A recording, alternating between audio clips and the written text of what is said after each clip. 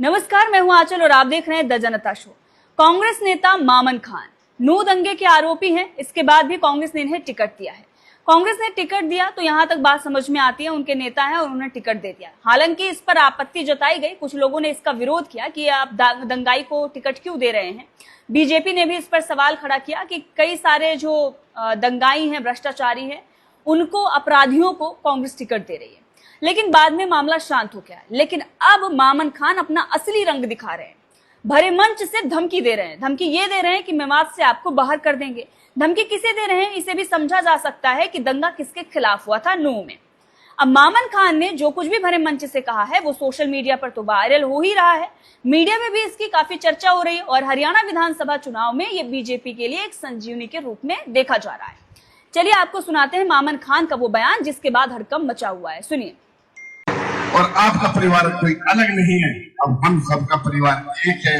हमें इस बात का दुख नहीं होना चाहिए कि आपके घर में चोला नहीं सलगा, मेरे में नहीं सलगा, बच्चों ने आपके अंदर रोटी नहीं खाई, मेरे नहीं खाई।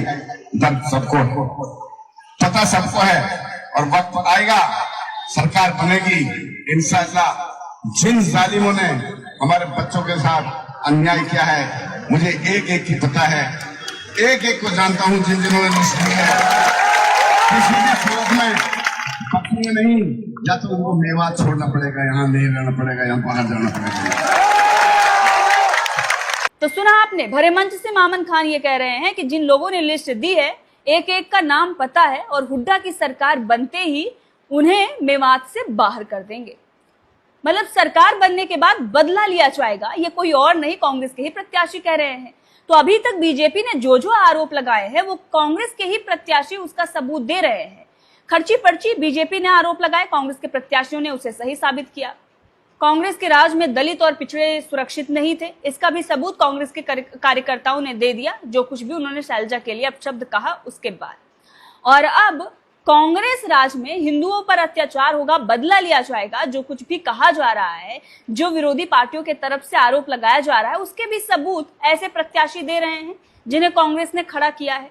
ऐसे नेताओं को टिकट देकर क्या कांग्रेस गलत नहीं कर रही है? एक बड़ा सवाल यहाँ पर खड़ा हो रहा है और इसमें नुकसान किसी और का नहीं, यहाँ पर साफ साफ कांग्रेस का ही हो रहा है।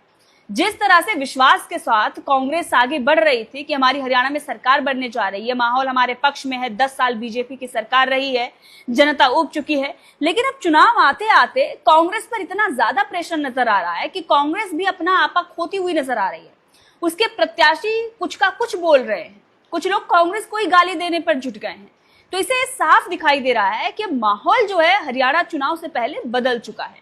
भले ही पहले ये कहा जा रहा हो कांग्रेस की तरफ से कि हमारी सरकार आने जा रही है, हरियाणा में बीजेपी से जनता उब गई है, लेकिन जिन मुद्दों को बीजेपी रख रही थी, अब उन मुद्दों को कोई और नहीं बल्कि कांग्रेस ही हवा दे रही है और साफ तौर पर मैदान कांग्रेस छोड़कर भाग रही है बीजेपी के लिए।